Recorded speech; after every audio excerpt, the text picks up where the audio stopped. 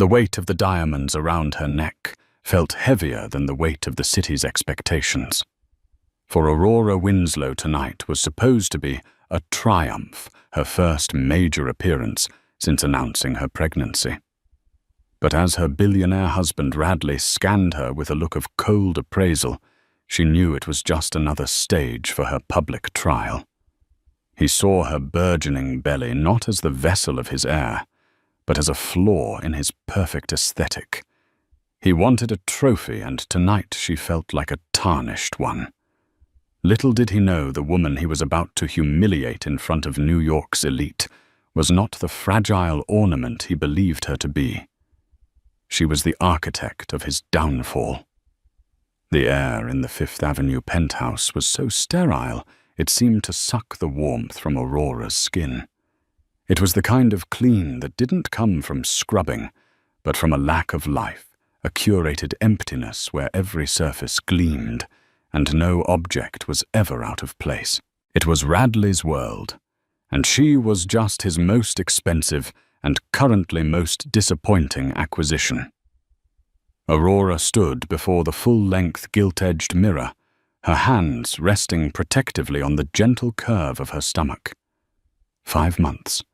5 months of carrying their son, a tiny, fluttering life that felt like the only real thing in this mausoleum of wealth. The dress she wore was a custom-made silk gown in a deep sapphire, designed by a Parisian couturier Radley had on speed dial. It was meant to be elegant to skim and conceal, but there was no concealing the truth of her changing body. "Is that what you're wearing?" Radley's voice sliced through the silence from the doorway of the master suite's cavernous dressing room. He wasn't looking at her, but at her reflection, his brow furrowed in distaste. Radley Winslow was a man sculpted by ambition and privilege. His suit was Savile Row. His watch was a Patek Philippe, and his expression was one of perpetual low-grade disappointment in a world that rarely met his standards. "You picked it out?" "Radley." Aurora replied, her voice soft, practiced in the art of de-escalation. "I picked it out with the expectation that it would present you better," he said finally, turning his gaze to her. He gestured vaguely at her midsection. "It makes you look substantial, matronly." The word hung in the air, a poison dart. Matronly. She was 28 years old. Before Radley, she had been a promising art historian, her mind sharp and her spirit vibrant. Now she was an accessory, and a matronly one at that. "I'm pregnant, Radley," she said the words, feeling foolishly obvious. "I'm acutely aware," he snapped, adjusting his cufflinks. "This is the Metropolitan Legacy Gala Aurora. It's not a PTA meeting. My mother will be there. Gregory Pike is bringing a delegation from Singapore. Every eye in the financial world will be on us tonight. On me. I need you to look the part. The part of what the flawless, wafer-thin woman he'd married 2 years ago. The woman who could discuss 17th century art and global market trends with equal ease, all while maintaining a size 0. That woman had been slowly eroded, chipped away by his constant critiques, his subtle manipulations, his relentless focus on the superficial. He walked over his expensive cologne preceding him. He didn't touch her belly. He never did. Instead, he reached up and fingered the simple string of pearls at her throat. They had been her grandmother's Margaret Price's. The only piece of jewelry she owned that wasn't chosen by Radley. "And take those off," he commanded, his voice losing its edge and taking on a tone of weary instruction, as if teaching a child. "They're quaint. Sentimental. Wear the diamonds I bought you in Geneva. They match the brand. The brand. That's what their marriage was. Winslow Industries, a legacy he'd inherited and expanded with ruthless aggression, was his empire. He was the king, and she was his queen, meant to be draped in the spoils of his corporate warfare.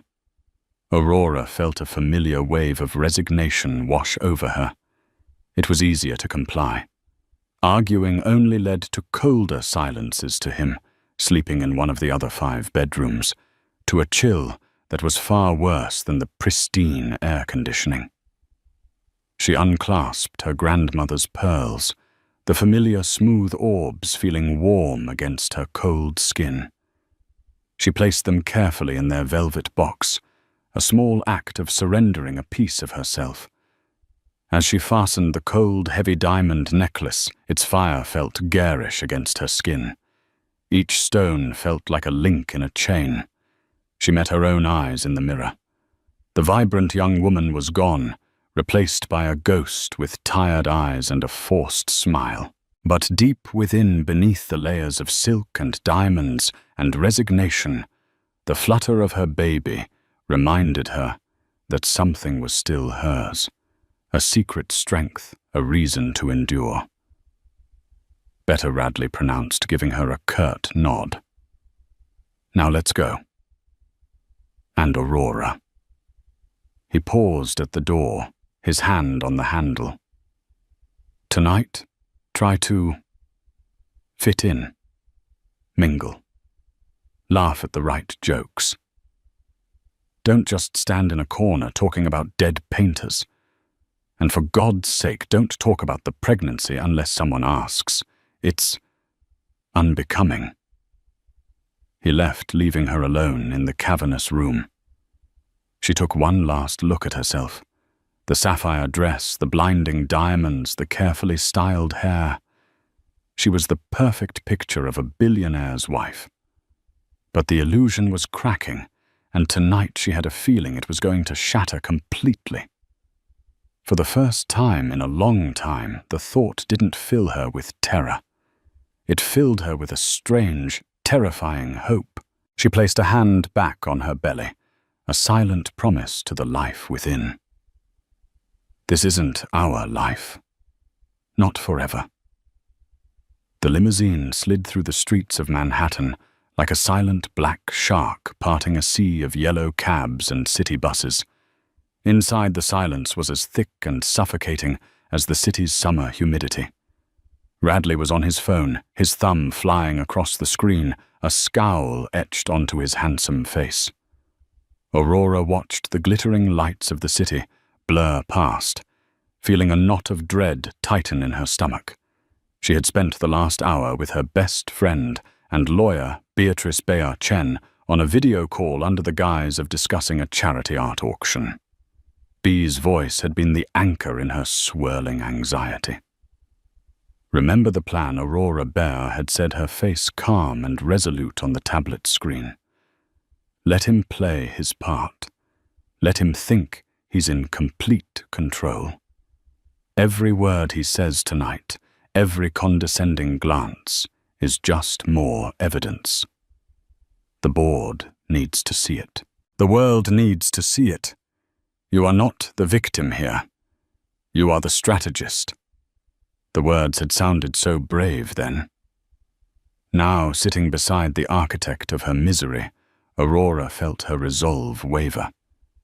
She was a strategist about to walk into the heart of the enemy's territory.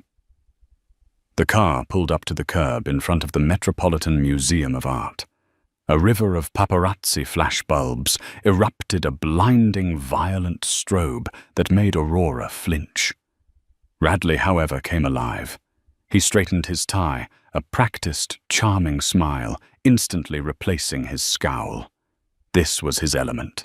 He stepped out of the car and offered her a hand, his grip firm, proprietary. It wasn't a gesture of support. It was a command. Perform. She took his hand and stepped onto the red carpet. The roar of the photographers was deafening. Radley, Aurora. Over here. Names and flashes assaulted them from all sides. Radley guided her through the chaos with an expert's ease. his hand a constant pressure on the small of her back. He smiled, he waved, he was the picture of the benevolent king. Aurora forced a smile that felt like cracking glass. Inside the great hall had been transformed into a celestial wonderland. Cascading strings of fairy lights glittered like constellations from the high vaulted ceiling. The city's old money and new tech mingled a cacophony of champagne flutes, discreet gossip, and the rustle of couture. It was breathtakingly beautiful and utterly terrifying. Radley Darling. A woman with a face pulled taut by surgery and ambition descended upon them. Camilla Winslow, Radley's mother. She kissed the air beside Radley's cheek before her cold, critical eyes landed on Aurora. Aurora Camilla said, her voice dripping with false sweetness. "How lovely you look. We were all so surprised to hear your news." Her eyes flickered down to Aurora's belly with the subtlest hint of disapproval, as if a pregnancy was a social faux pas. "It's a wonderful blessing, Camilla," Aurora replied, her voice steady. "Of course," dear Camilla said already, turning her attention back to Radley, dismissing Aurora as if she were a piece of furniture. "Gregory Pike is over by the Temple of Dendur. He's been asking for you. Something about the Singapore deal." As Radley was pulled away into a circle of dark-suited men, Aurora was left adrift. This was the moment she dreaded most at these events. Radley would be holding court, basking in the glow of power and influence, while she was expected to. What makes small talk with the wives about decorators and summering in the Hamptons? She felt like a fraud. Her mind, once filled with art history and critical theory, felt dull and slow. Pregnancy brain, people called it. Aurora suspected it was survival mode. She found a relatively quiet spot near a towering Roman statue, hoping to become invisible. But there was no hiding tonight. Well, if it isn't Mrs. Winslow gracing us with her presence." The voice was sleek and condescending. Aurora turned to see Victoria Beaumont, her smile as sharp and bright as a shard of glass. Victoria was a rising star in the cutthroat world of PR, known for her ambition and her impeccably tailored outfits.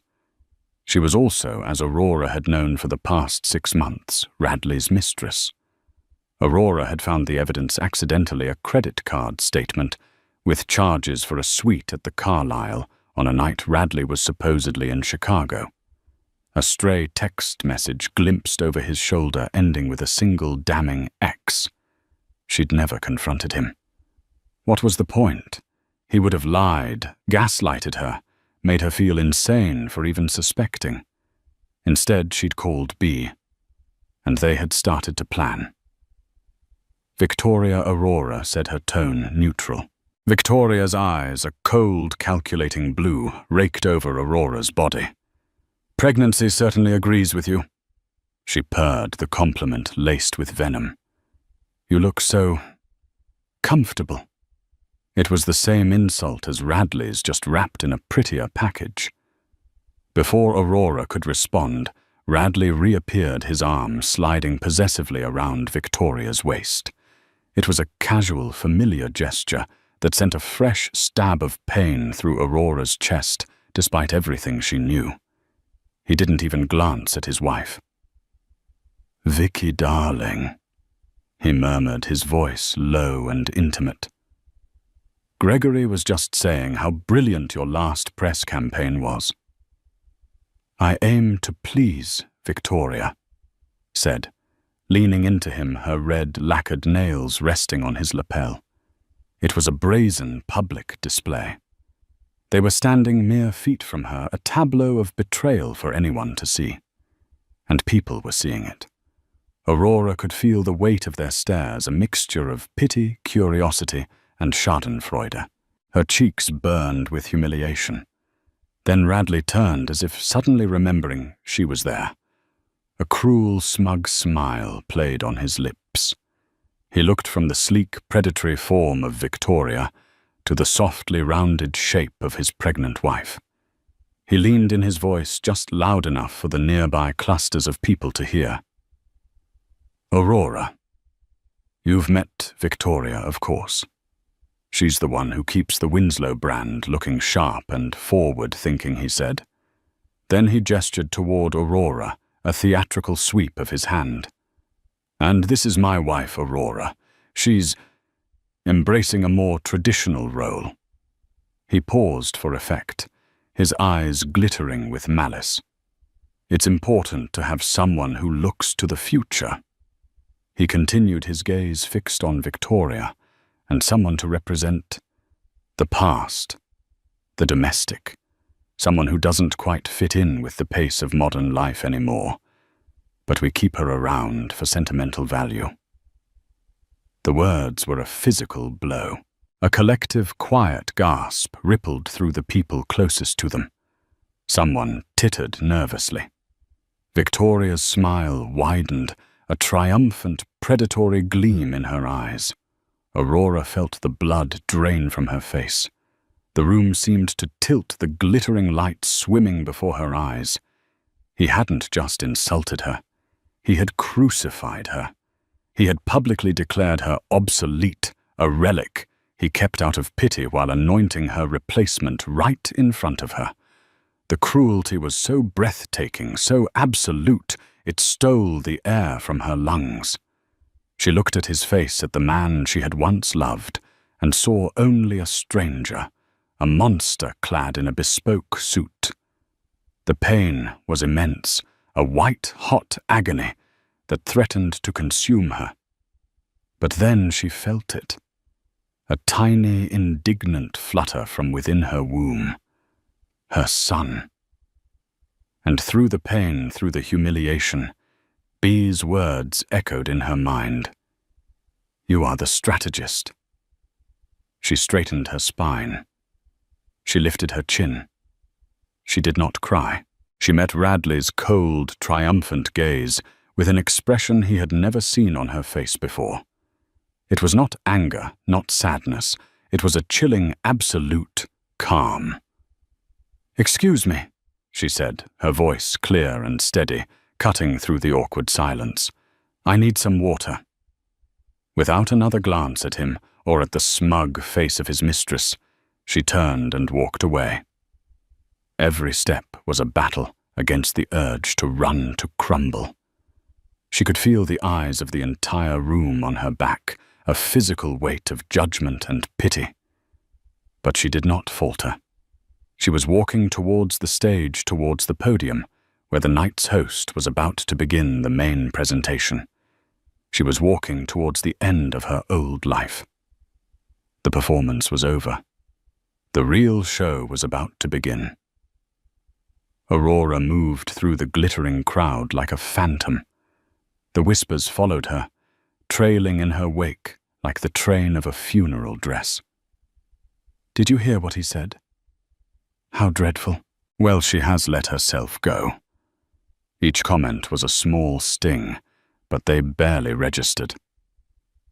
The colossal public wound Radley had inflicted had cauterized all smaller pains. She didn't get water. She found her seat at the Winslow Industries table, a prime spot near the front of the stage. The chair felt cold against her legs. She sat with a ramrod straight posture, her hands clasped in her lap over her baby bump. From this vantage point, she could see Radley and Victoria still holding court, laughing together. They looked like the power couple the future. She, sitting alone, looked like the discarded past he had so cruelly described. The lights in the great hall began to dim, casting the room in an expectant hush. A single brilliant spotlight hit the stage. Out walked a woman who commanded attention without demanding it. She was Genevieve Dubois, the chairwoman of the Gala, a legendary figure in New York philanthropy, known for her sharp intellect and even sharper tongue. She was in her late 60s with a sweep of silver hair and eyes that missed nothing. Genevieve tapped the microphone, a crisp sound that silenced the remaining murmurs. Good evening, everyone, and welcome to the 15th Annual Metropolitan Legacy Gala. She began her voice a rich, cultured alto.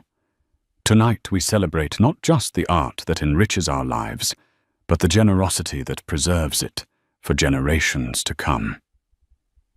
Aurora's heart hammered against her ribs. This was it. The moment she and Bea had spent months preparing for. It all hinged on Genevieve. Genevieve spoke of the museum's new initiatives, the outreach programs, the acquisitions made possible by their donors. Radley sat down at the table, taking the seat opposite Aurora. Victoria slid gracefully into the chair beside him, placing her hand on his arm. He didn't acknowledge his wife. His focus was entirely on the stage, an arrogant smirk on his face, expecting Winslow Industries to be lauded for its significant contribution. He believed he had bought his legacy. Our main project this year. Genevieve continued the complete restoration of the Antiquities Wing, was an ambitious, almost impossible task. It required a benefactor of extraordinary vision, and even more extraordinary discretion. For months, this benefactor has wished to remain anonymous. Radley preened, subtly adjusting his tie. He had made a large, tax-deductible donation. He assumed she was talking about him. He caught Aurora's eye across the table and gave her a look of pure, condescending pity, as if to say, "This is my world, a world you can no longer keep up with." Tonight, however, Genevieve said, a sly smile touching her lips, "Our benefactor has agreed to be acknowledged. This restoration, this gift to the city of New York, was made possible by a single visionary entity, a new force in global finance that has in a very short time demonstrated a commitment not just to profit, but to cultural preservation." A murmur went through the audience. This was not the usual list of corporate sponsors. This was something different. The firm responsible for this incredible act of philanthropy is Ethelred Capital, Genevieve announced. Aurora saw a flicker of confusion on Radley's face. He'd never heard of them. He prided himself on knowing every major player. Who were they? He glanced around as if searching for a rival. Ethelred Capital, Genevieve went on, her eyes scanning the room. Has also been making significant strategic moves in the market. In fact, just this afternoon, they finalized a quiet, months-long acquisition that will reshape the corporate landscape of this city. The atmosphere was electric. This was more than a charity speech. It was a bombshell. Aurora watched Radley's face. The confusion was hardening into suspicion. He leaned over to his mother, Camilla, and whispered something. Camilla just shook her head, her face pale. Ethelred. Capital. Genevieve said, her voice ringing with authority, is now the majority shareholder of one of our nation's most storied firms, Winslow Industries. The silence that followed was absolute, a deafening void where the air had been sucked out of the room. Aurora could hear the blood pounding in her own ears. Radley froze. His face went slack, the color draining from it, until his skin was the shade of ash. He looked as if he'd been struck by lightning. His company, his legacy, his name. Acquired. By whom? How? It was impossible. He was the shark, not the prey. He stared at Genevieve, his mouth slightly agape. Then his eyes darted around the room, frantically searching for an answer. A culprit. Who would dare? Who had the power? His gaze fell on his rival Gregory Pike, who simply stared back, his expression one of utter shock. It wasn't him. Genevieve let the shock settle for a perfect dramatic beat.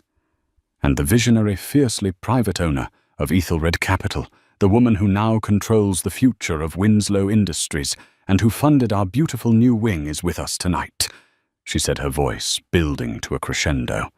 Every head in the room turned, trying to guess. Radley's frantic gaze landed on Victoria. Of course, it had to be a mistake.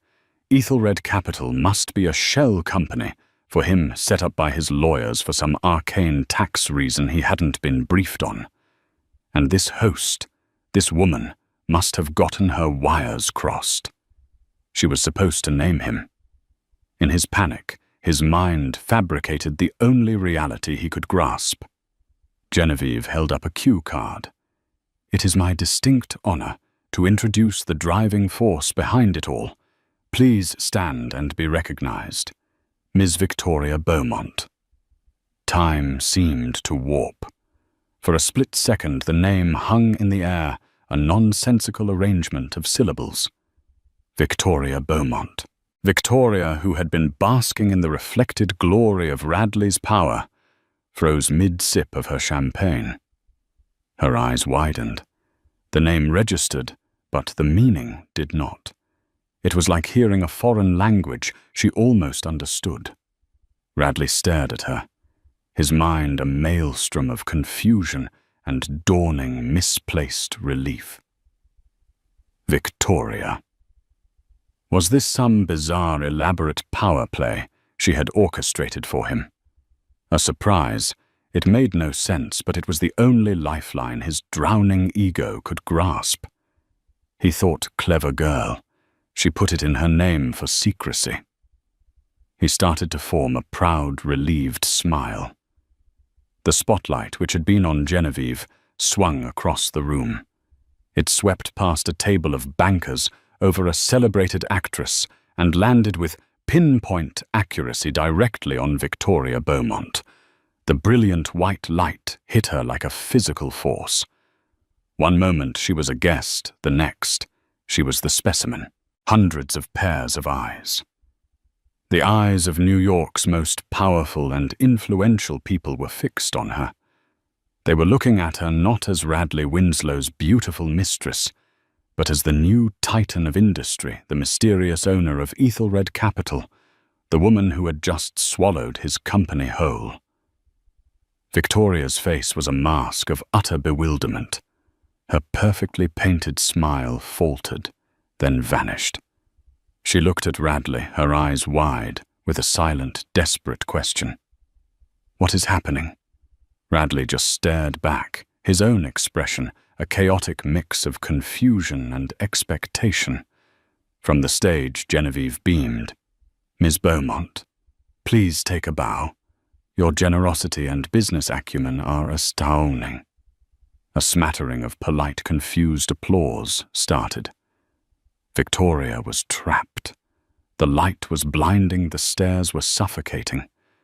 The name on the host's lips was hers. But the identity was alien. Owner of Ethelred Capital Majority, shareholder of Winslow Industries. She ran a PR firm.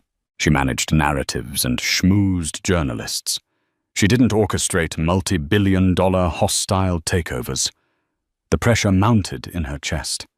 The applause grew louder as people, assuming this was all part of a grand plan, joined in. She was supposed to stand. She was supposed to smile graciously. She was supposed to be the powerful, mysterious woman Genevieve was describing. But she wasn't. Her mind raced, trying to connect the dots. Was this a joke? A cruel, elaborate prank? Was Radley testing her?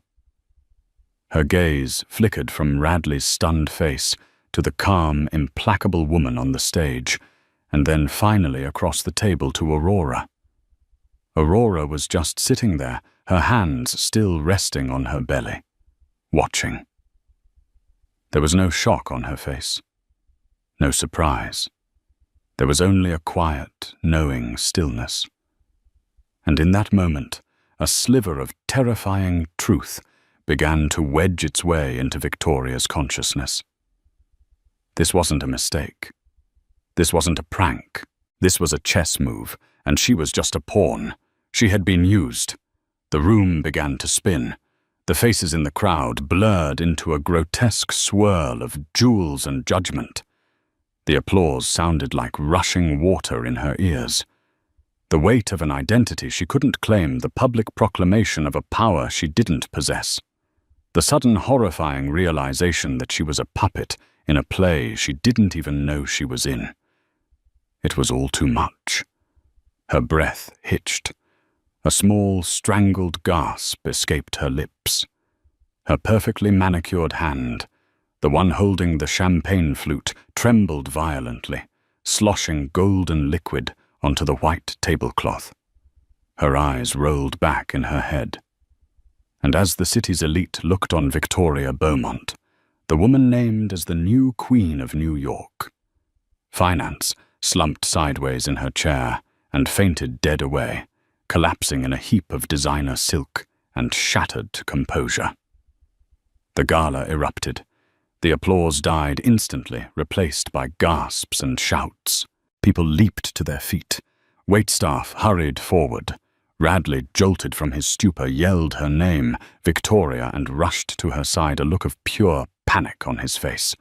The spotlight remained fixed on the empty chair and the chaotic scene around it. In the midst of the pandemonium, Aurora Winslow did not move.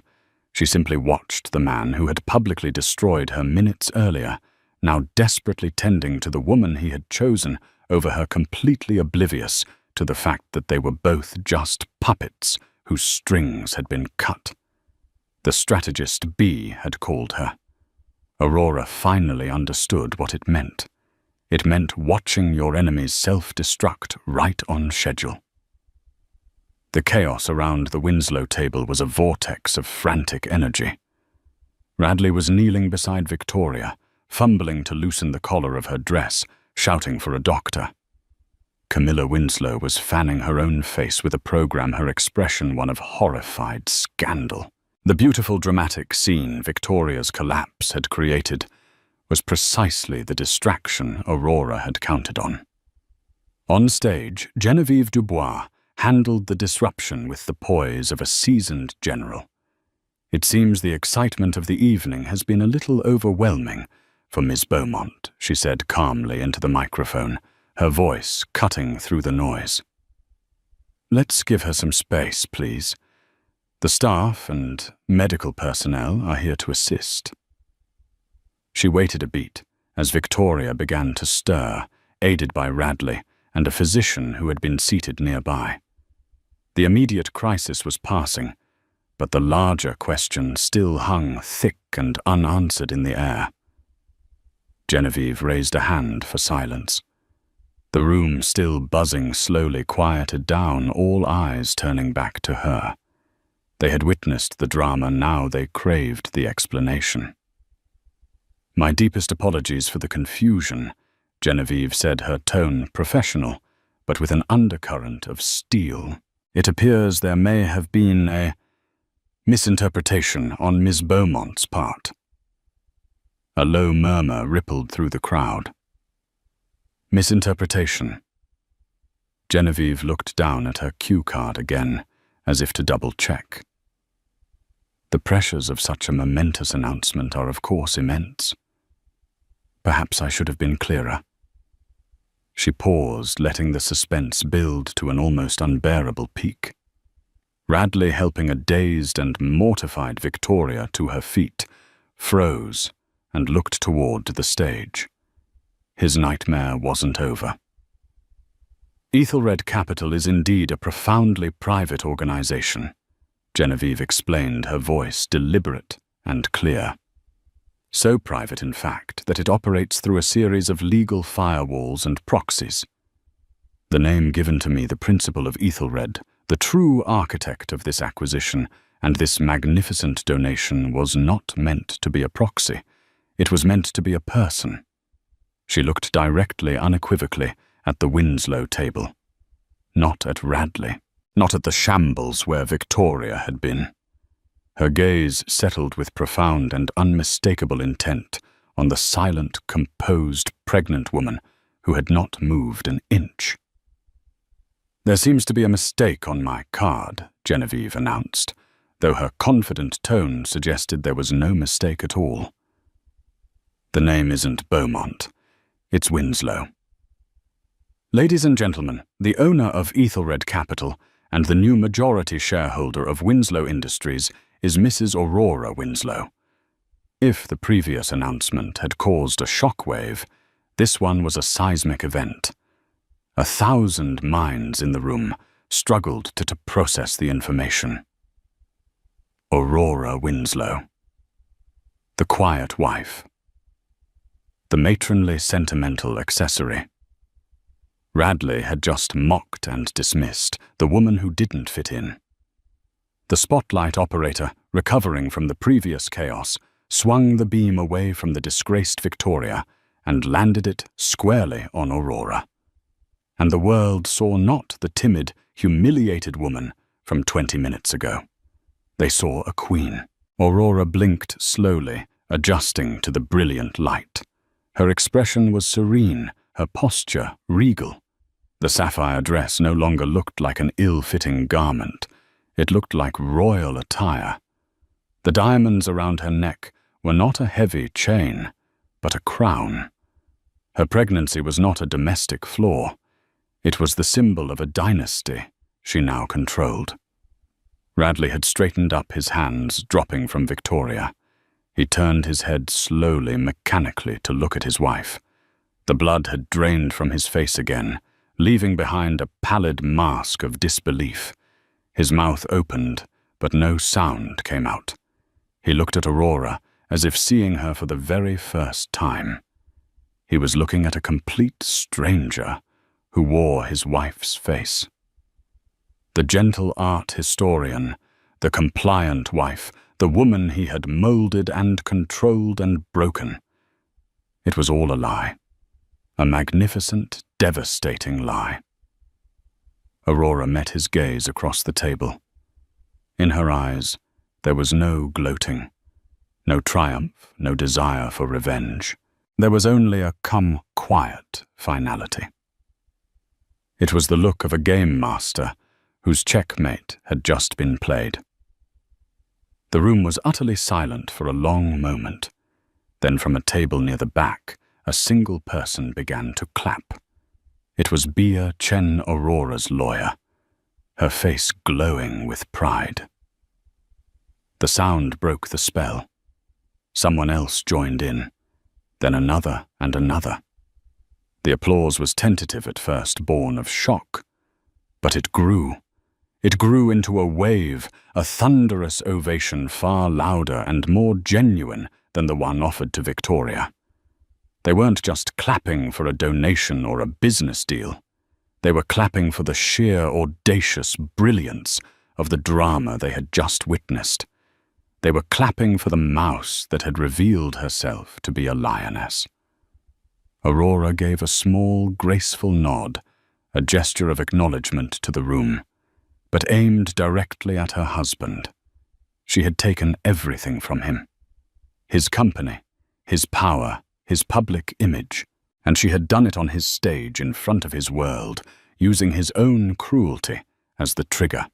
Victoria, now fully conscious, stared at Aurora, her face a canvas of dawning horror. She finally understood. The misdirected announcement wasn't an accident. It was a calculated cruelty, a mirror image of the humiliation Radley had inflicted on Aurora. Aurora had used her, the mistress, as the final humiliating tool to break Radley, exposing her as nothing more than a temporary amusement in a much larger game. Radley stumbled back a step, his eyes wide with a terror that went beyond financial ruin. It was the terror of a man who realizes he has been comprehensively outthought, outmaneuvered, and utterly destroyed by the one person in the world he never even saw as a player. The ovation, once a thunderous roar, eventually softened, fragmenting into 1,000 excited whispers that filled the great hall with a palpable electric energy. The rest of the gala's formal program was rendered obsolete. Desserts went untouched. Champagne flutes were refilled with haste, and the string quartet's gentle music was completely drowned out. The only story, the only currency of conversation being traded in fervent undertones at every table, was the astonishing coup d'etat that had unfolded at table 12.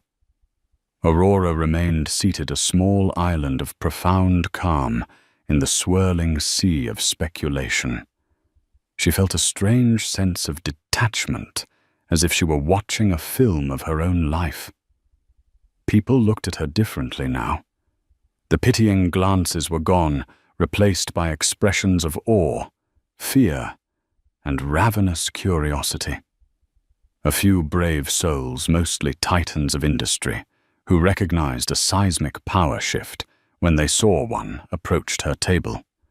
They offered clipped, respectful congratulations, their eyes searching hers for a hint of her next move.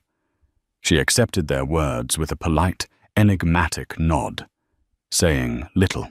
Her performance wasn't for them.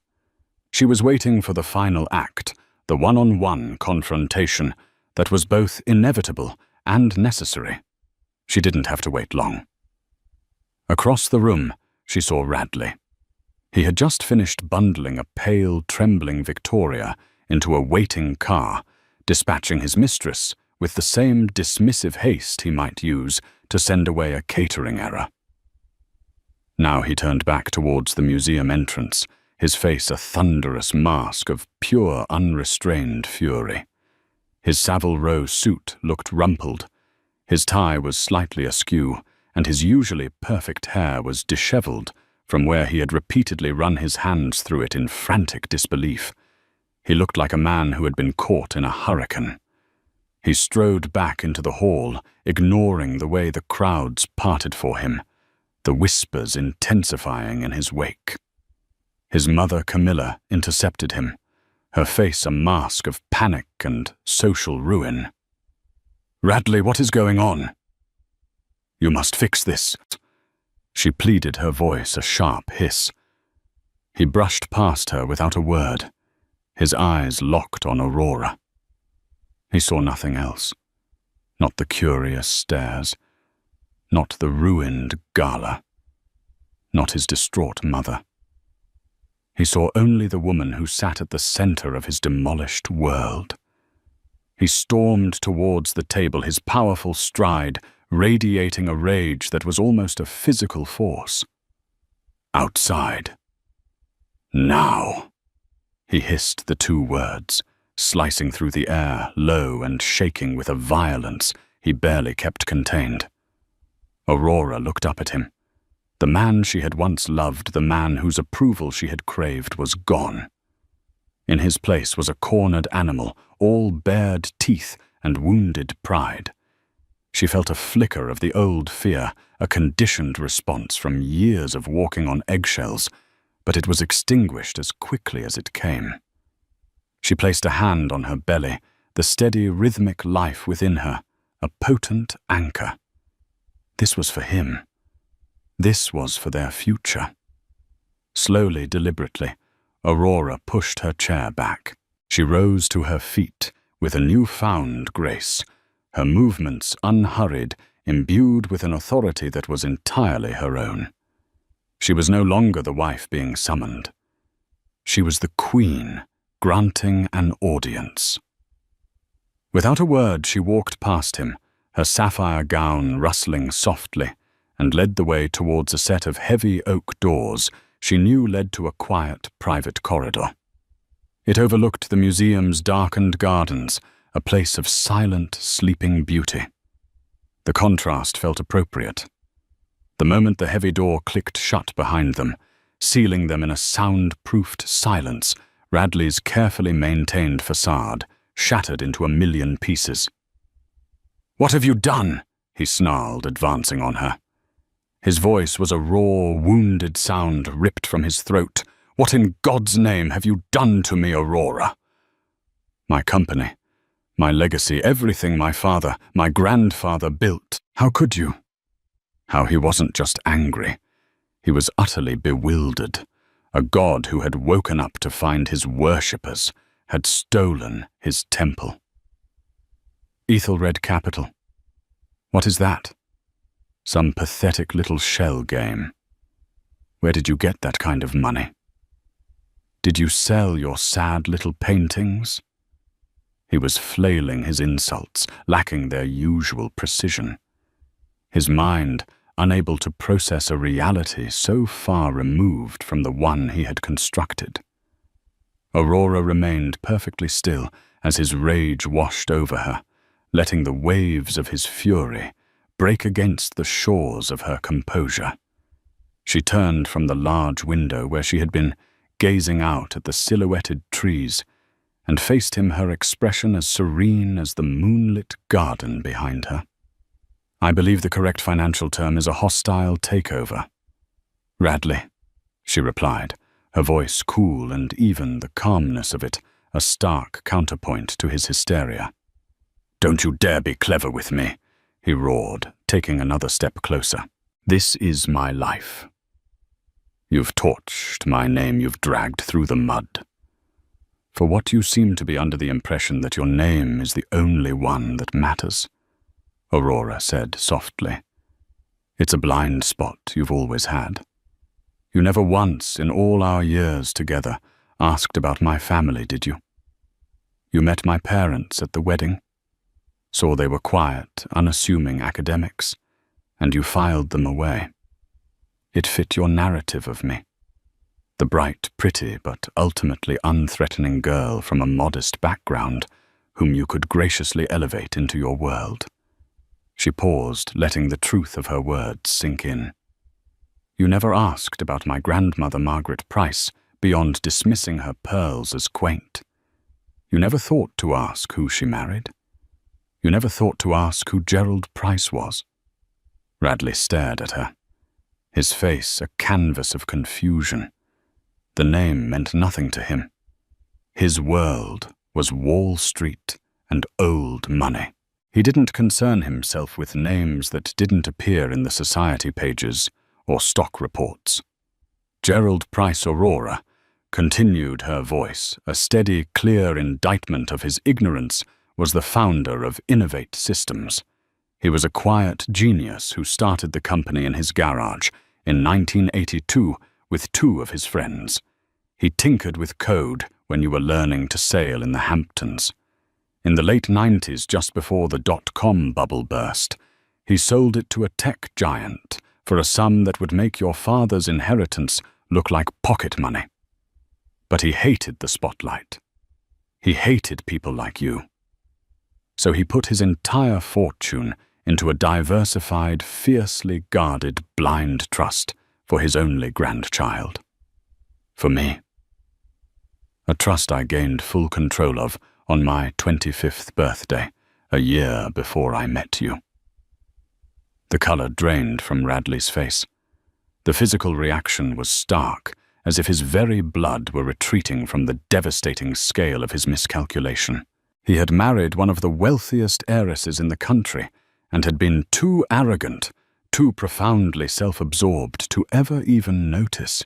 He had mocked the source of the very power that was now crushing him. I lived a normal life because I wanted to be loved for who I was, not for what I was worth, she said, her voice softening with a flicker of old sorrow. And I genuinely thought for a time that you were that man. I was wrong. You don't love people, Radley. You acquire assets, and when they no longer meet your specifications, you look to replace them. So this is what he choked out, the rage in his voice, finally giving way to a raw, desperate disbelief. This is revenge. Because I was with Victoria. You're destroying my life, our life over a cheap affair. Aurora let out a short, sharp laugh, a sound completely devoid of humor. An affair. Oh, Radley, you are so profoundly small. Do you really think this is about her? Victoria was a symptom, not the disease. She was an embarrassment, a cliché. Tonight, she was a tool. I used her to show you exactly what it feels like to be publicly positioned as someone's property, a decorative object whose fate is decided by others. Did you enjoy the show? His face contorted in shame and humiliation. She had held up a mirror to his own cruelty, and he couldn't stand the reflection. No. Aurora said, her voice dropping, losing its edge, and taking on the weight of a judge delivering a final verdict. This isn't about her. This is about the fact you were running Winslow Industries into the ground with your reckless, ego-driven gambles. The Jakarta deal you pushed through against the board's advice. The one you pursued just to best Gregory Pike. It was a vanity project, and it almost cost the company 9 figures. This is about the fact you treated your employees, people with families and mortgages, as disposable pawns in your corporate games. Most of all, this is about the fact that you saw our son. She placed a firm, protective hand on her belly, not as a child to be loved and nurtured, but as the next CEO. An heir to a brand. Your brand. A toxic, hollow brand that I will not have him associated with. She took another step, closing the final distance between them. He involuntarily flinched, the last of his bravado gone. I didn't destroy your life, Radley. I saved my child's. I secured his legacy. A real one. Not a legacy of flashy watches and public humiliations, but one of integrity, quiet strength, and ethical responsibility. The company is in new hands now. A board that I have selected. A board led by Beatrice Chen. Their mandate is stability and long-term ethical growth, not quarterly headlines. You can't... Aurora, please, he whispered, his rage fully collapsing into a pathetic, desperate plea. He reached for her hand, his touch tentative, foreign. We're married. We can work this out. I was wrong. I was stressed. I'll end it with Victoria for good. We can be a family. You, me, and the baby. We can start over. It was the final, predictable move of a defeated man begging for a grace he had never once extended. Aurora looked down at his hand on her arm, then back to his face, her eyes filled with a deep, weary pity. A family. The time for that is over, Radley. It was over a long time ago. I just hadn't signed the papers yet. My lawyer will be sending your lawyer the divorce petition in the morning. The terms will be non-negotiable. She pulled her arm away. The penthouse, the house in the Hamptons, the jet, they are all assets of Winslow Industries, a company I own. As of an hour ago, while you were on the red carpet, your key cards and access codes were deactivated. You will be given a severance package. A generous one, I'm told. But you will have no role in the company. Your position as CEO has been terminated effective immediately. She turned to leave the finality of her words hanging in the silent air. What about our son? He asked, his voice cracking the last shred of his identity, clinging to that one biological fact. Aurora paused at the door, her back to him, a silhouette of undeniable power. You will be his father, she said, her voice softer now, but no less firm. You will have supervised visitation rights. But he will not carry your name. He will be a price. He will be raised knowing that a person's worth isn't measured by who they impress at a gala, but by the strength of their character and the kindness in their heart. A lesson you were never, ever equipped to teach. Without looking back, she opened the heavy oak door and walked out. She left him standing alone in the dark, silent corridor, a king deposed in his own palace, stripped of his crown, his company and his name by the quiet, sentimental woman who never quite fit in. As she stepped back into the main hall, the buzz of the crowd washed over her. But this time she didn't shrink from it. She felt the weight of 1,000 stares, but they no longer felt like a judgment. They felt like an acknowledgement. She took a deep breath, her lungs filling with the air of her new reality. It was the first true, unburdened breath she had taken in years. The weight of the diamonds of his expectations of her gilded cage, it was all gone. She was free, and her future and the future of her son was finally hers to write. In the end, the grand theatre of Radley Winslow's life wasn't brought down by a corporate rival or a market crash, but by the quiet queen he had banished to the shadows. Aurora's story serves as a breathtaking lesson in the profound difference between perceived power and actual strength.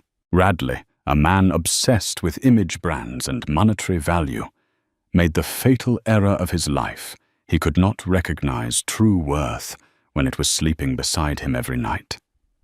He saw his wife's burgeoning pregnancy as a flaw in his aesthetic and dismissed her family pearls as quaint, never realizing those very pearls were a symbol of a legacy that dwarfed his own. His arrogance was a blindness preventing him from seeing the brilliant strategist who was patiently watching his every move. Aurora's victory wasn't a simple act of revenge born from a moment of anger. It was a masterclass in patience, a fortress of a plan built brick by brick with every condescending word and public humiliation she endured. It was fueled not just by the pain of betrayal, but by the fierce protective instinct of a mother refusing to let her child be raised in the shadow of such a toxic and hollow empire. She didn't just take his company. She dismantled his reality using his own stage and his own cruelty as the instruments of his downfall. Her story is a powerful testament to the idea that strength doesn't always roar. Sometimes it observes, it calculates, and it waits for the perfect moment to declare checkmate. What did you think of Aurora's meticulous and devastating plan? At what moment in the story did you realize she was the one in complete control? We invite you to share your thoughts and debate in the comments below.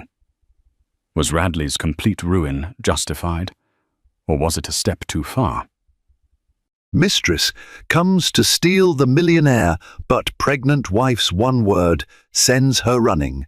The opulence of wealth can hide many things, secrets, betrayals, and heartbreak that no amount of money can mend. Behind the sparkling chandeliers, elegantly laid out estates, and shimmering designer dresses lies a world in which cunning and deceit flourish just as easily as roses in a well-tended garden. This story delves into the hidden life of a millionaire couple whose gilded existence is torn apart by the arrival of a sly mistress on a mission.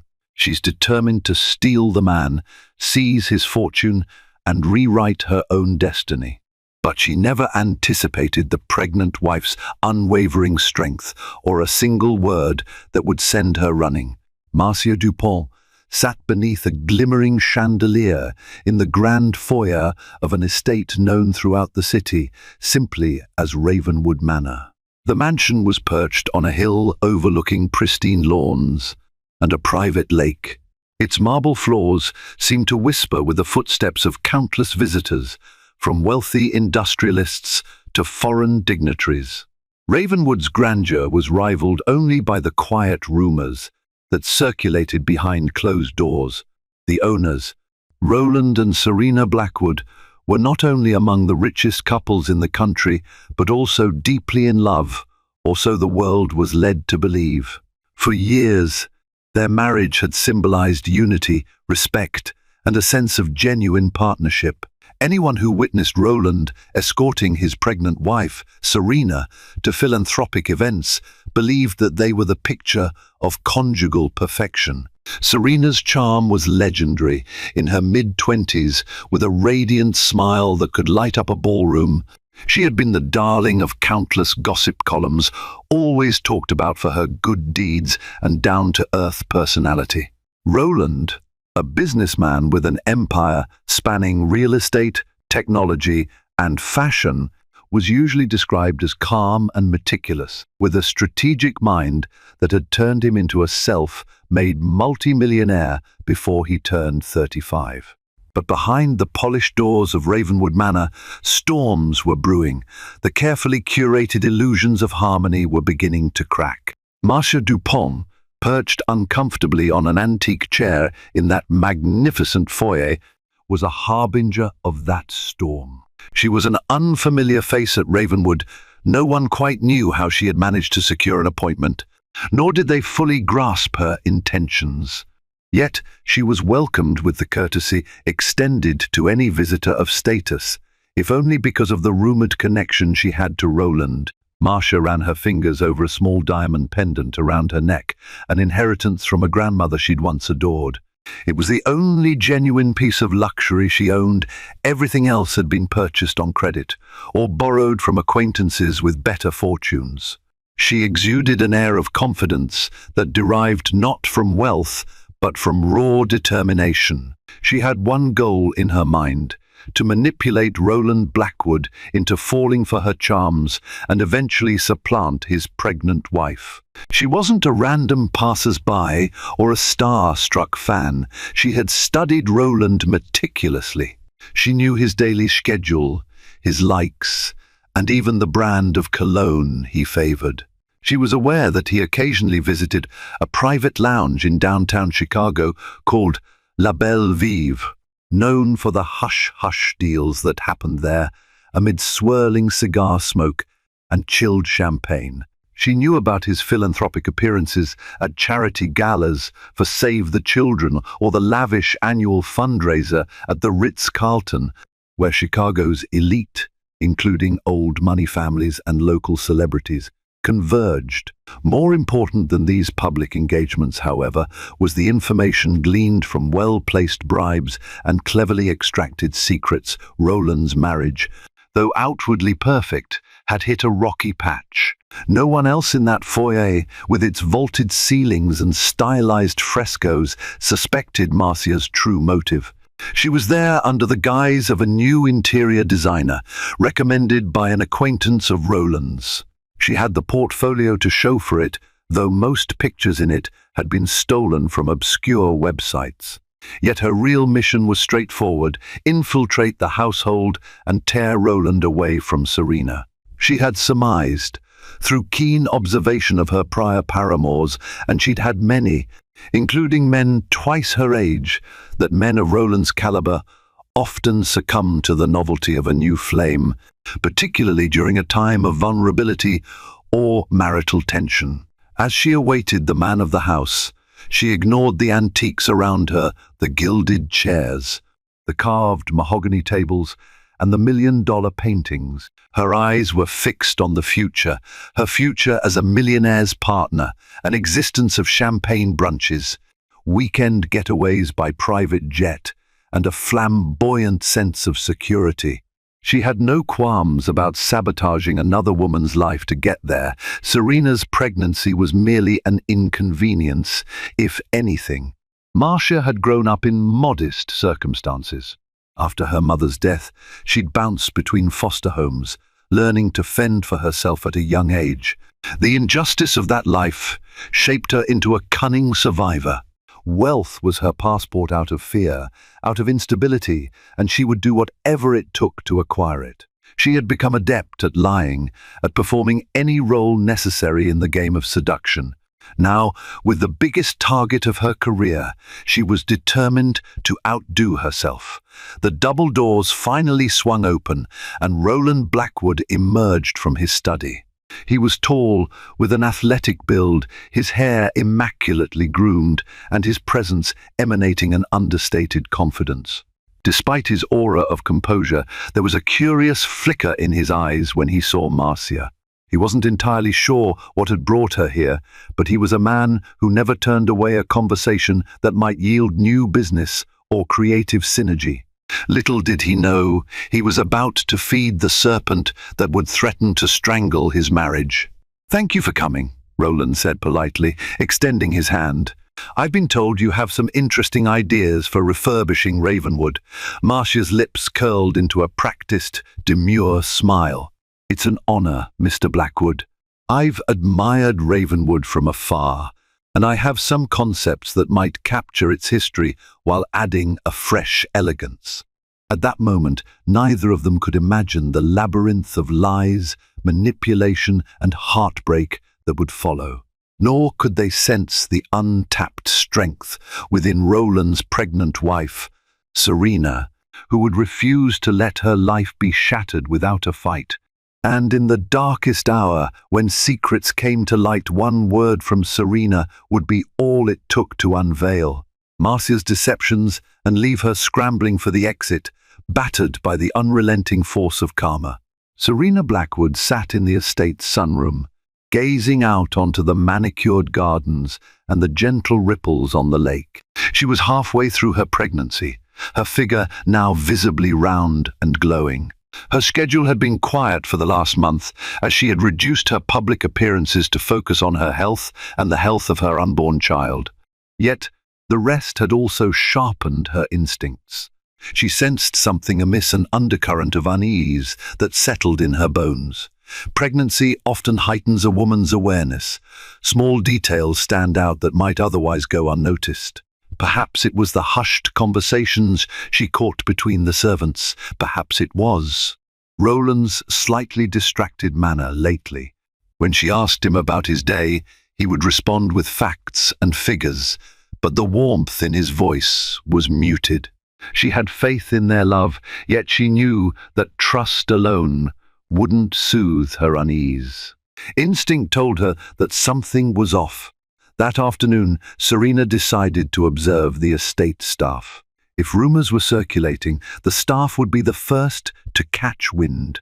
She walked through the hallways, letting her presence be casually known. Outside the library, she encountered Helene, the young housekeeper, who looked up with a blend of admiration and concern. "Madam, is there anything you need?" Helene asked. Serena offered a smile. "Just taking a little walk." "How are you holding up with all the changes around the house? I hear Mr.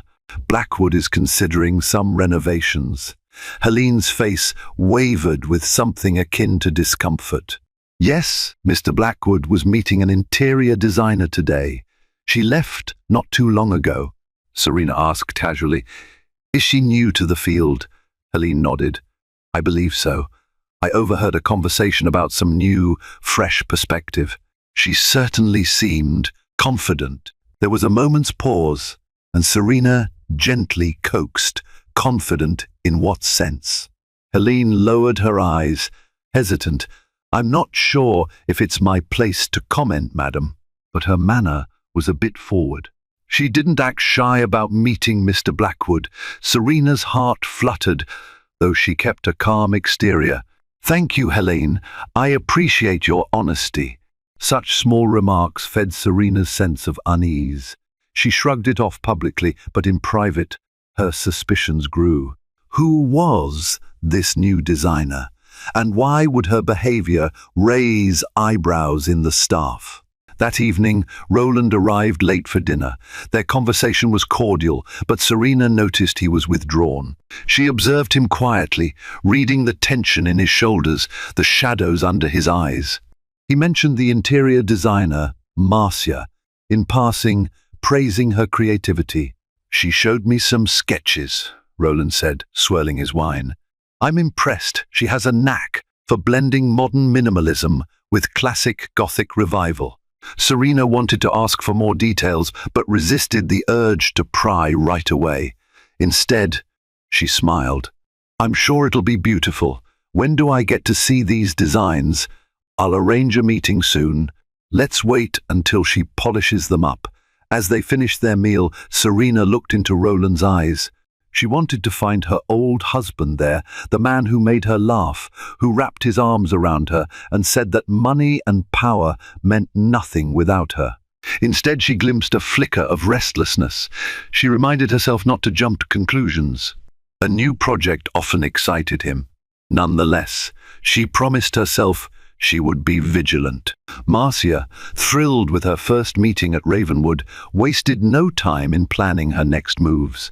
She cultivated a narrative that would bring her ever closer to Roland. She presented herself as well-educated, dropping references to reputable institutions like the Parsons School of Design, though she'd never set foot there. She claimed her father had been a notable architect who had once collaborated with names like Frank Gehry. Every lie, every fabricated detail was carefully curated to entice Roland and show him that they were kindred spirits of refinement and vision.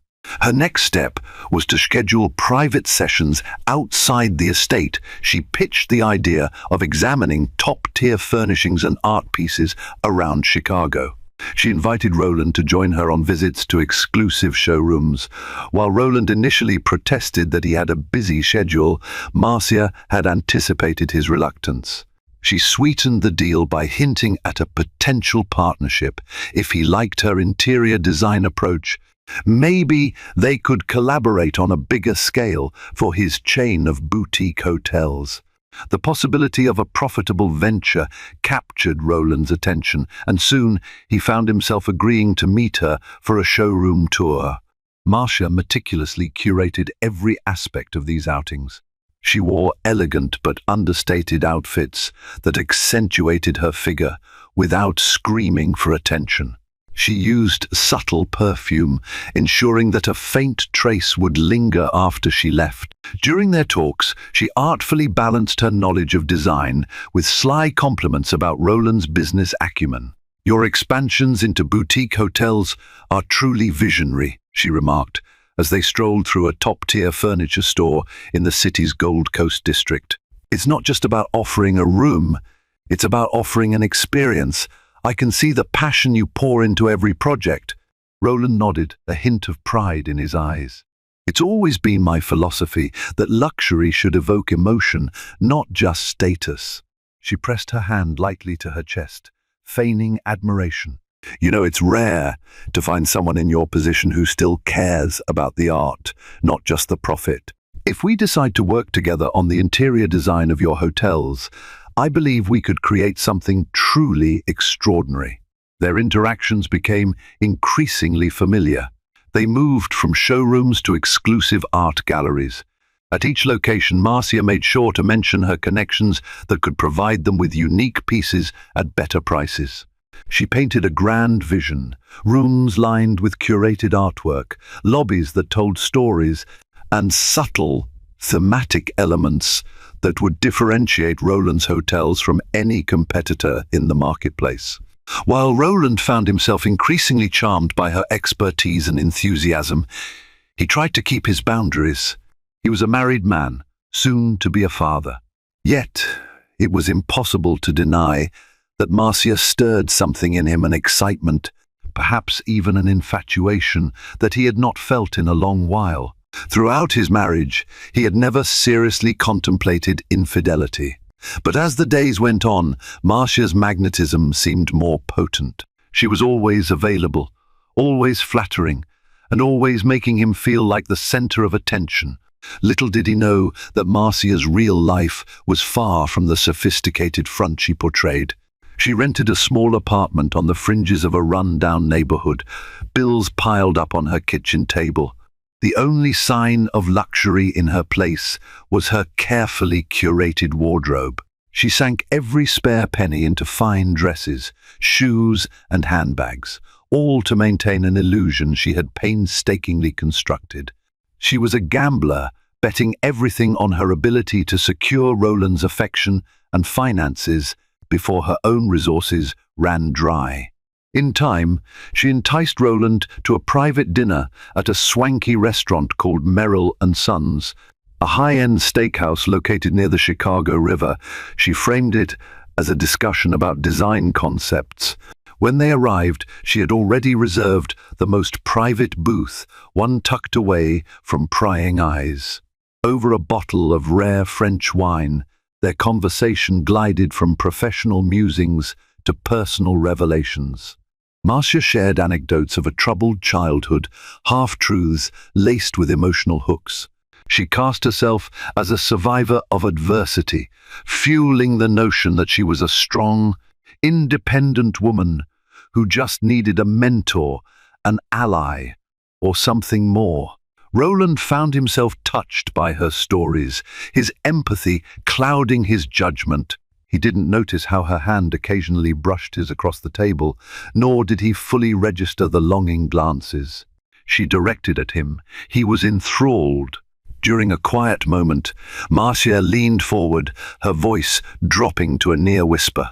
"You know, Roland, I've never met anyone who balances drive and compassion like you do," she said, letting her gaze linger on him. "Most wealthy men I've known are cold and mechanical, but you're different." He felt a surge of pride, but it was tainted by guilt. He was married, and his wife was pregnant with his child. Even so, he didn't reject Marcia's flattery. Instead, he rationalized that this was just harmless socializing with a potential business partner. But Marcia sensed that she was close to reeling him in. Every passing day she spent with Roland built an emotional bridge between them. His confidences, frustrations, and hopes were all gently siphoned by her. Still, she knew that the real obstacle was Serena. The thought of his loyal, beautiful wife, pregnant with his child, made Marcia bristle. She knew Serena was loved by the city's elite and fiercely admired by Roland's employees. If she wanted Roland to herself, she needed to erode the foundation of his marriage from within, ensuring that even the slightest crack she widened would become impossible to repair. Serena noticed the late nights. Roland no longer came home at the usual hour, often blaming meetings or client dinners. When she asked about the details, he offered brisk answers. Part of her wanted to believe that her husband was simply preoccupied with work. However, certain inconsistencies began to accumulate. Unfamiliar perfume clung faintly to his suit jacket. Text messages arrived at odd hours, prompting him to silence his phone discreetly. Shadows of doubt grew in Serena's mind, pushing her to consider the unthinkable. Was Roland seeing another woman? She tried to reason herself out of suspicion. Roland had never before given her a reason to doubt his fidelity. In fact, one of the qualities that had drawn her to him was his unwavering devotion. Despite the facade of the perfect life, pregnancy had introduced tension they hadn't anticipated. Her occasional emotional swings, the constraints on her ability to attend events by his side, her focus shifting toward the baby. Perhaps these changes weighed on him more than she realized, but the possibility that there might be someone else haunted her. She decided it was time to put her investigative instincts to work. She reached out to a close friend, Danielle, who was well connected in the social circuit. If there were rumors swirling around about Roland and another woman, Danielle might have heard something. They met for brunch at a chic cafe known as Le Petit Amour, a place frequented by business executives and socialites. Danielle arrived, kissing Serena on both cheeks before settling in. After ordering coffee and a tray of pastries, Serena cut to the chase.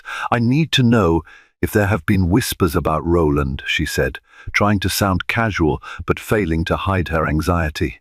Danielle paused, searching Serena's face. "I have heard something, but I didn't want to believe it. It's a rumor that Roland's been seen with a younger woman. They've been spotted at a few galleries, a furniture showroom. I thought it was just business." Serena closed her eyes briefly, her heart pounding. "A new interior designer, right?" Danielle nodded. "Yes, that's the one, Marcia Dupont. She showed up out of nowhere, and she's been flaunting her connection with Roland to certain people around town. But it could still be purely professional, Serena." Serena swallowed hard. her appetite gone. I want to give him the benefit of the doubt, but something feels wrong. And I'm scared. Danielle reached across the table, squeezing Serena's hand. I'm here for you, no matter what. If you want, I can tap into my network to see what else I can find out. But be careful. I don't want you stressing yourself. Your health and the baby come first. Serena nodded, tears threatening to well in her eyes. Thank you, Danielle.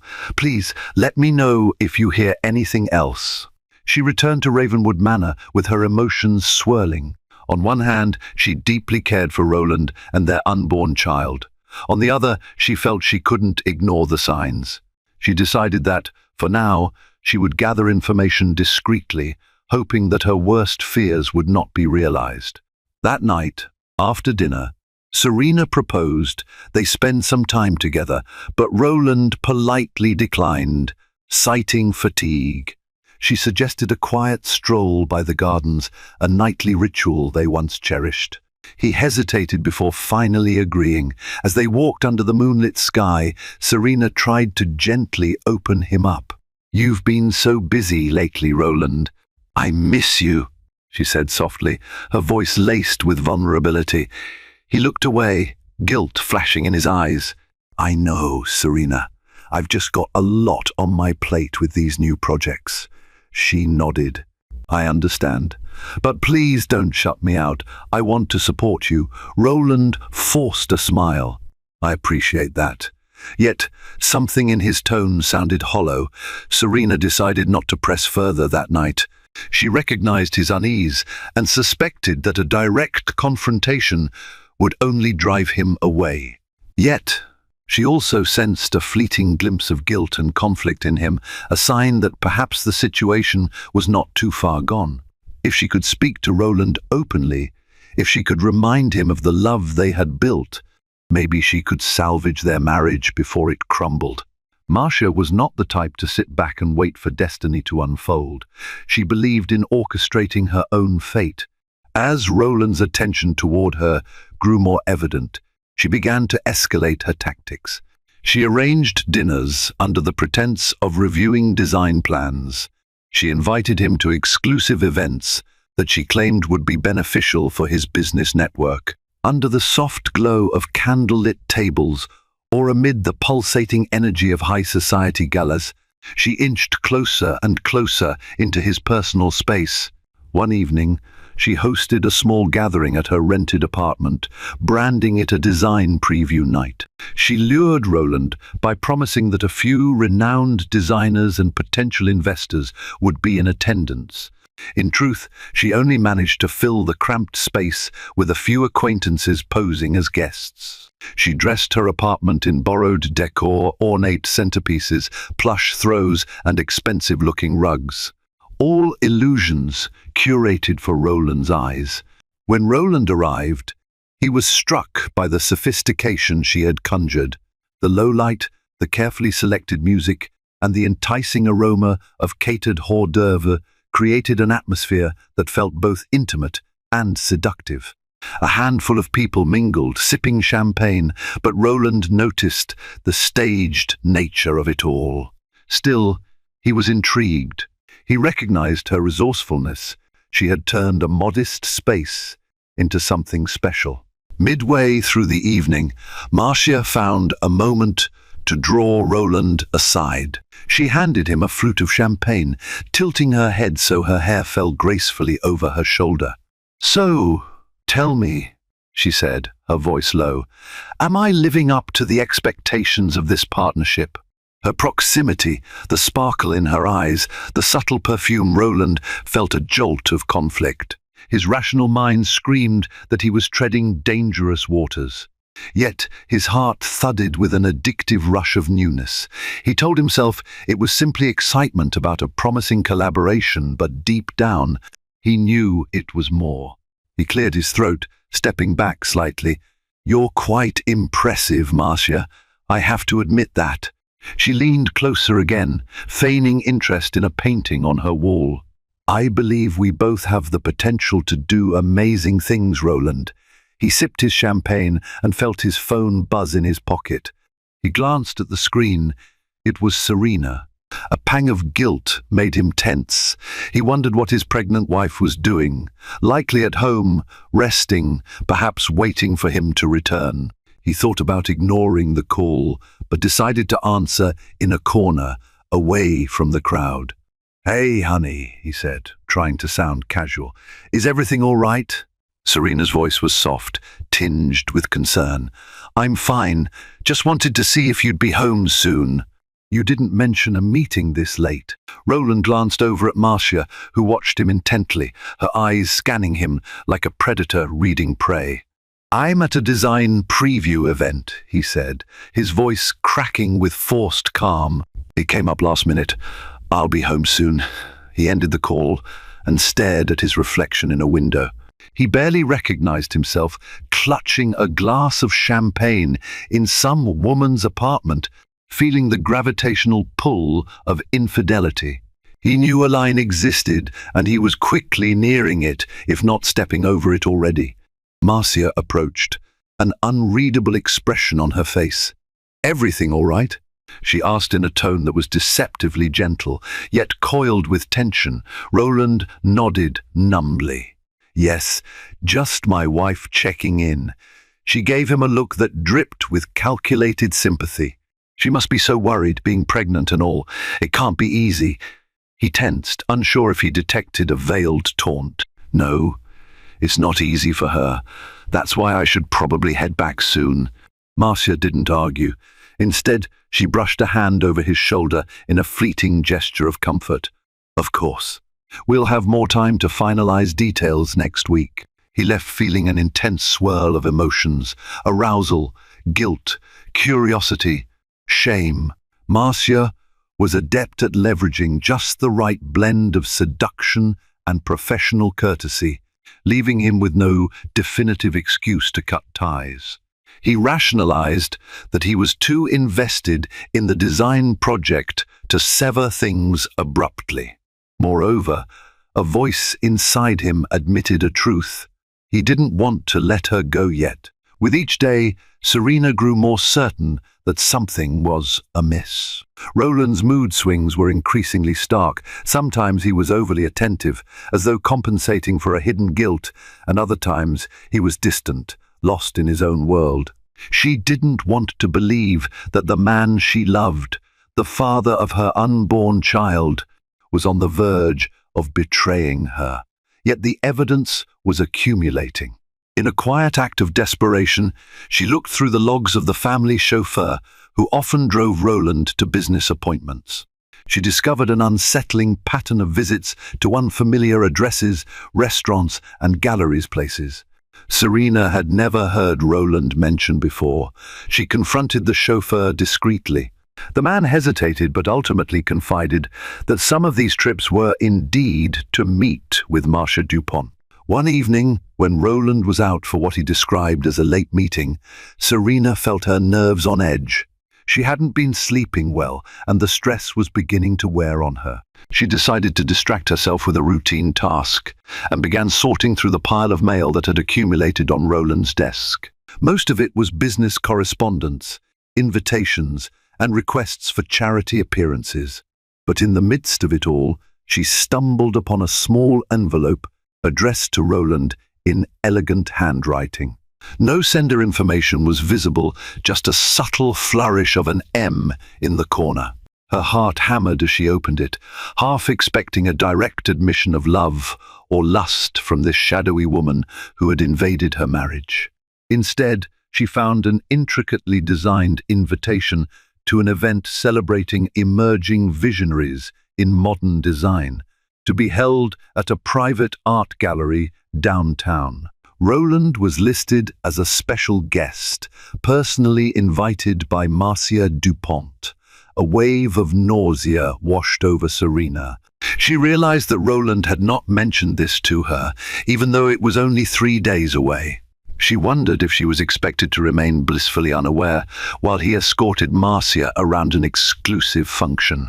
She also noticed that the event conveniently clashed with a prenatal class they were supposed to attend together. Serena forced herself to breathe slowly.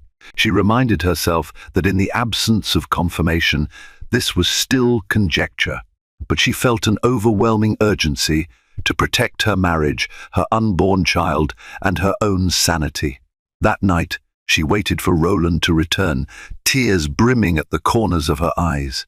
She decided that if he didn't come clean this time, she would muster the strength to confront him directly. When he finally stepped through the grand entrance of Ravenwood around midnight, Serena was on the living room couch, the lights dimmed. He stopped in his tracks upon seeing her awake and obviously distressed. "Why are you still up?" he asked, concerned. Serena held up the envelope. "I found this on your desk." He glanced at it, recognition sparking in his eyes. "Oh, that! It's just a design event, nothing major." She bristled, struggling to maintain composure. "If it's nothing major, why hide it from me?" Roland sighed, looking away. "I wasn't hiding it, I just forgot to mention it. There's been a lot on my mind." Serena felt anger and sorrow whirling inside her. "We were supposed to attend a prenatal class that night." He ran a hand through his hair, clearly uneasy. "I know, and I was going to talk to you about rescheduling. It's a big networking event for the hotels. It's important." Serena's voice trembled. "I'm not important. Our baby's not important. We made these plans weeks ago, Roland." He stepped closer, placing a hand on her shoulder. "Look, Serena, I'm under enormous pressure right now. I'm trying to expand, secure deals, keep everything afloat. This design event could open doors." She couldn't restrain her emotions any longer. "Is it about the event, or is it about her?" Roland froze. "Her? Who?" "Marcia Dupont," Serena spat out, tears sliding down her cheeks. "Don't lie to me. I know you've been seeing her outside of work, going to all sorts of places you never mention. The staff is talking. People in the city are talking. How could you do this to me now when I'm pregnant with our child?" He stiffened, guilt etched across his face. "Serena, it's not what you think. She's just a designer I'm working with, someone with great ideas. I might have let it get a bit personal, but nothing's happened." Serena clung to a shred of hope. "Then prove it. Stop seeing her outside of professional settings. Bring the meetings back to the estate. Let me meet her. Let me see for myself." Roland hesitated, his eyes flicking away, which confirmed Serena's worst fears. "It's complicated," he said.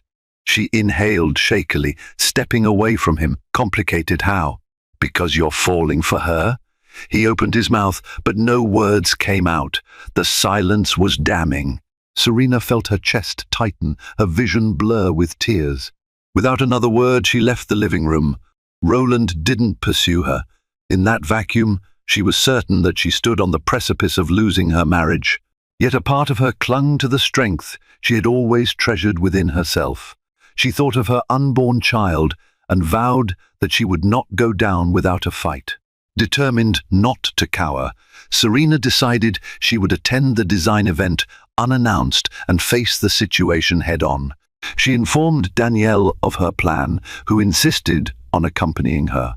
On the night of the event, Serena donned a sophisticated black gown that gracefully draped over her baby bump. Though she was well into her second trimester, her posture and composure radiated confidence. It was important for her to appear strong for herself and for her child. Danielle helped her navigate the crowd of well-dressed patrons at the private gallery. The space was filled with contemporary art pieces, each with a minimalist yet provocative flair. She spotted Roland near a makeshift stage, dressed in a tailored suit, sipping champagne.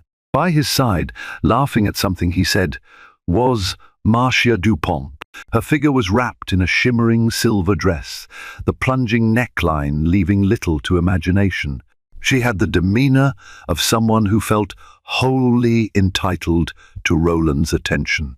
When Roland noticed Serena, his eyes widened and he nearly dropped his glass. Marcia followed his gaze, her posture stiffening. The moment felt electric, as though every person in the room sensed a tectonic shift. Serena approached calmly, Danielle by her side. With a courteous nod at Marcia, she addressed Roland. "I thought I'd come see these emerging designs myself. After all, Ravenwood is my home too." Her tone was controlled, but it held a razor's edge. Roland struggled to smile, obviously rattled. "I didn't expect you here." Marcia stepped forward, attempting to exude confidence. "Serena Blackwood, I presume. I've heard so much about you." Serena offered a tight smile. "Yes, and I believe you're the designer who's been working closely with my husband." "Quite closely, from what I hear." Marcia returned the smile, though her eyes were chilly. "Roland's been kind enough to involve me in his expansion projects. I'm honored to have his trust." Serena's heart pounded. He's a trusting man indeed. Danielle sensed the tension and tried to diffuse it by nodding to the gallery's art pieces. "Why don't we admire some of the featured designs while we chat? After all, this event is about modern vision." Roland exhaled, relieved that the momentary standoff might be cooling. He gestured to a series of sketches mounted on the wall. "These are some proposals for boutique hotel interiors," he said, addressing Serena. Marcia designed them. Serena examined the sketches carefully. They were indeed impressive, clean lines, elegant color palettes, furniture that combined comfort with an avant-garde aesthetic. But she also recognized the intangible elements that Marcia had used to wedge herself into Roland's life. She recalled an old adage, "The devil often comes dressed as beauty." She turned to Marcia, measuring her words. "Your work is lovely. I can see why Roland values your input." Marcia's smile widened, though the corners of her lips quivered with a certain tension. "Thank you. I put my heart into every detail." Serena was about to respond when a sleek, well-dressed woman took the stage.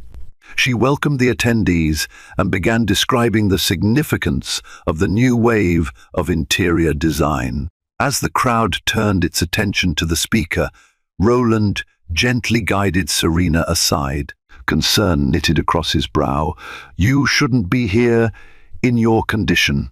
There's a lot of standing, and the place is crowded," he said in a low voice. Serena lifted her chin. "I am perfectly capable of standing for a while, Roland. And this is a public event, isn't it? I want to be involved in what you're doing." He sighed, guilt flickering in his gaze. "Let's not make a scene, okay?" She looked at him with sadness. "Then don't give me reasons to." Before Roland could respond, Marcia swept over, joining them. She flashed a disarming smile. "Serena, how about I give you a private tour of the exhibit? The pieces over there are particularly stunning, and I'd love your opinion." The proposition was cunning, a direct challenge disguised as hospitality. Serena hesitated, but Danielle squeezed her arm encouragingly. Against her better judgment, Serena nodded. "All right. Lead the way." The two women walked side by side, ignoring the hush that fell over those observing them. Marcia exuded a practiced charm, pointing out design elements and influences. However, her real motive became clear when they reached a quieter section of the gallery, away from prying eyes. "You know, Serena," Marcia said, her voice measured, "Roland has always spoken highly of you. He respects you a great deal, and I respect what you two have built together." Serena bristled. "That's kind of you. Though respect would imply boundaries." Marcia laughed lightly, though her eyes remained cold. "Are you accusing me of overstepping? I'm simply doing my job as his designer, bringing a fresh perspective to his ventures. It's up to him where he invests his time." Serena felt her pulse race. She realized Marcia was no naive admirer. She was a calculated predator. He's a married man, soon to be a father. Marcia offered a thin smile. A father, yes, but a husband who might be longing for something more. That's between the two of you. Don't blame me if he finds my company stimulating. Rage swelled in Serena's chest. She struggled to maintain composure. I won't let you harm my family. Marcia arched an eyebrow. We'll see about that. If Roland's truly devoted to you, then you have nothing to worry about, right? Serena's hands clenched into fists at her sides. She took a step back, reminding herself to breathe for the sake of her unborn child. I've dealt with all sorts of challenges in my life. Don't assume I'll let you walk away unscathed. Marcia's lips curved into a smug smile. I never assume. I observe, I adapt, and I conquer. Good luck, Serena. May the best woman win. With those words, she turned away and vanished into the throng of partygoers. Serena stood there, her heart pounding, tears threatening to spill. She had come face to face with the woman who aimed to destroy her marriage. In that moment, she pledged she would not succumb to fear or sorrow without a fight. If Marcia wanted a battle, she would get one. Marcia wasted no time intensifying her hold on Roland. She arranged private design dinners, claiming they'd help finalize his boutique hotel plans. In reality, each meeting grew more intimate under dim lights and soft music. One night, she invited him to a design preview at her apartment, a cramped space cleverly staged with borrowed decor. Roland noticed the forced elegance, but felt a strange mix of excitement and guilt as Marcia showered him with attention. Midway through, Serena called, anxious about his late-night absence. Guilt tore at him. He felt he was crossing a line but couldn't pull away. Marcia, standing close, pretended concern for his pregnant wife while reminding him of their unmatched creative synergy. Her calculated charm overwhelmed his better judgment. Torn between loyalty and desire, Roland left feeling ensnared, too wary to continue yet too intrigued to stop. The main sitting room of Ravenwood was prepared for a formal presentation of Marcia's design proposals. Serena watched from a distance as staff arranged fabric swatches and design boards on a polished table. When Marcia arrived exuding confidence in a tailored outfit, Serena forced a polite greeting, while Roland hovered nearby, tense but determined to see this through. Marcia's presentation was polished and professional, though she seemed to address Roland more than Serena. Each subtle touch on his arm and the pointed glances in his direction fueled Serena's suspicions. At the end, Serena calmly began questioning Marcia's credentials, mentioning inconsistencies in her education and previous work. Marcia grew visibly uncomfortable, but managed to explain it all away. Sensing the growing strain, Roland tried to steer the meeting back on track, but the atmosphere was already charged. Serena refused to let Marcia sidestep her questions. This was her home, after all, and she would protect it. When the meeting finally ended, Marcia packed her portfolio with a tight smile, leaving behind an undercurrent of hostility. Alone with Roland, Serena confronted him about the tension. He insisted nothing was going on, but Serena saw the flicker of uncertainty in his eyes. The lines were now drawn, and she resolved to stand her ground. If Marcia's flirtation was the first strike, Serena was more than ready to defend her marriage right there at Ravenwood, where it all began. Days turned into weeks, and Marcia continued to weave her web. She and Roland collaborated on multiple design proposals, even traveling to a neighboring city to inspect potential sites for expansion. Their interactions grew bolder, and rumors spread that they were booking joint hotel rooms during these trips. Serena could no longer deny that the situation had spiraled out of control. She realized that if Roland was unwilling to protect their marriage, she had to protect herself and her child. In secret, Serena contacted an old friend who was a private investigator. She provided him with all the suspicious details about Marcia, from her questionable educational background to her rumored debts. It took time, but eventually he compiled a damning dossier. Marcia had a history of targeting wealthy men, ingratiating herself under various pretenses, sometimes as a business consultant, sometimes as a designer, occasionally even as a life coach. She had left a trail of broken relationships, lawsuits, and bankruptcies in her wake. Yet she was always elusive enough to avoid legal culpability. The investigator also discovered she was dangerously in debt to unsavory lenders, using each new victim to bail herself out. Armed with this knowledge, Serena was determined to expose Marcia, not only to Roland, but to others who might be at risk. However, she knew that merely confronting Marcia with these facts might not suffice. A cunning manipulator like Marcia could easily spin the narrative, claim that the information was fabricated, or that Serena was a jealous wife lashing out. Then, as though the universe decided to tip the scales, karma made its entrance. During one of their visits to a prospective hotel site, Marcia convinced Roland to enjoy a celebratory dinner for a deal she claimed was about to close. She had, in reality, borrowed a massive sum of money to stage a lavish night, renting a VIP room in a high-end restaurant, hiring photographers to pretend they were paparazzi, and commissioning a forged letter of intent from a supposed investor in Europe. Her plan was to show Roland that she was a powerhouse who could attract major deals, thus solidifying her claim to be his perfect partner in business and in life. However, the lenders who had fronted her the money decided they wanted immediate repayment. That same night, as Marcia and Roland laughed over expensive champagne, two intimidating men arrived at the restaurant. Unbeknownst to Roland, these men had been trailing Marcia for weeks, waiting for the right moment to confront her in public, where she would feel pressured to pay or face humiliation.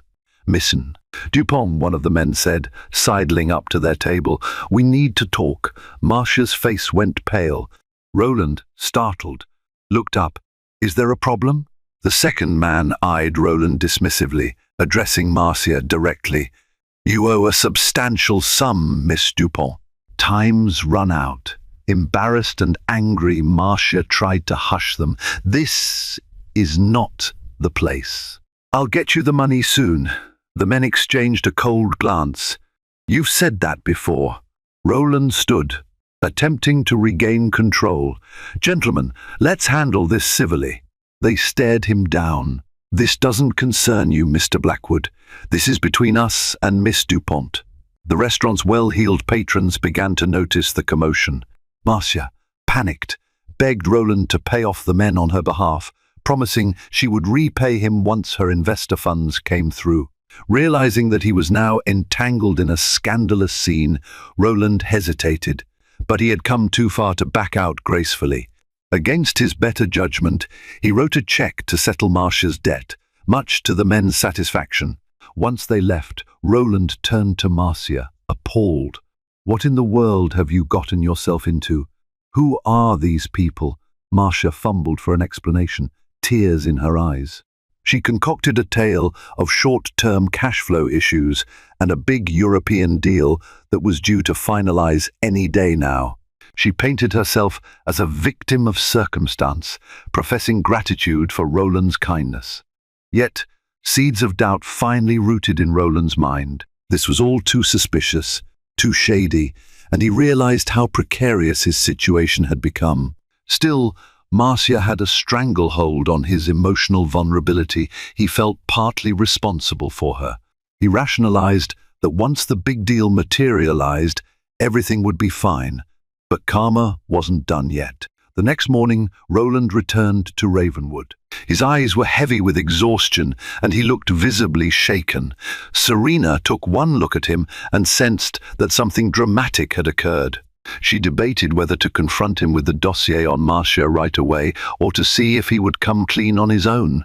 They sat down in the breakfast nook, the aroma of fresh coffee hovering between them.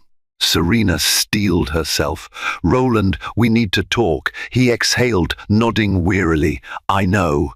Before he could continue, Serena laid the investigator's file on the table. "This is about Marcia." You need to see what she's done in the past and what she's been doing now." Roland's jaw clenched. He opened the file hesitantly, scanning the pages. Photographs, bank statements, and testimony from past victims formed a mosaic of deceit. With each new revelation, his face twisted between shock and anger. He realized how thoroughly he had been played, how Marcia had systematically preyed on his trust and lured him into a financial and emotional labyrinth. "Where? How did you get all this?" he asked, voice trembling. Serena answered calmly, "I hired a private investigator. I needed to know who this woman was and how dangerous she might be." Roland shut the file, burying his face in his hands. Guilt and shame warred within him. He had nearly thrown away his marriage for a carefully orchestrated illusion. "Serena," he choked out, "I'm so sorry. I've been a fool." Tears glistened in Serena's eyes. "I'm not the one who needs your apology most. It's our child. But I accept it if you show me you mean it. If you're willing to cut her out of our lives immediately." He swallowed hard. Yes, of course. I'm done. I'll call off any business deals, block her number, do whatever it takes." She exhaled, relief flooding her. For the first time in weeks, she felt hope. "Thank you," she whispered, her hand drifting to her pregnant belly. She paused before adding, "It won't be easy. She may try to manipulate you again, or threaten you with blackmail, but we'll face it together." Roland reached for her hand, a wave of regret overpowering him. "I'll make it right." Meanwhile, Marcia was unaware that her fortress of lies had crumbled overnight. Still believing she retained a hold on Roland's heart and bank account, she decided to make a brazen move. She arrived at Ravenwood unannounced, breezing past the hesitant staff. She felt emboldened by the check. Roland had written to clear her debt. Surely he was completely under her spell now. She found Roland and Serena in the estate's grand foyer, standing side by side. The tension in the air was palpable. Roland's posture was stiff, but determined. Serena's gaze was fierce, protective. "Oh, Serena," Marcia said, feigning surprise. "I didn't expect to see you here, in the middle of the day." She turned to Roland, voice dripping with false warmth. "I came to tell you the investor wires are being finalized. You'll have your money back in no time, and our collaboration can proceed without interruption." Roland's expression turned cold. "No, Marcia. Our collaboration is over." Marcia blinked, momentarily thrown off. "Over. But we have so many projects in motion." "We had plans." Serena took a step forward. Her belly was clearly visible, a potent reminder of the stakes at hand. "We know who you are. We know what you've done." Marcia's eyes darted between them, searching for a lifeline. "I don't understand." Roland lifted the investigator's file. "Don't lie. We've got everything.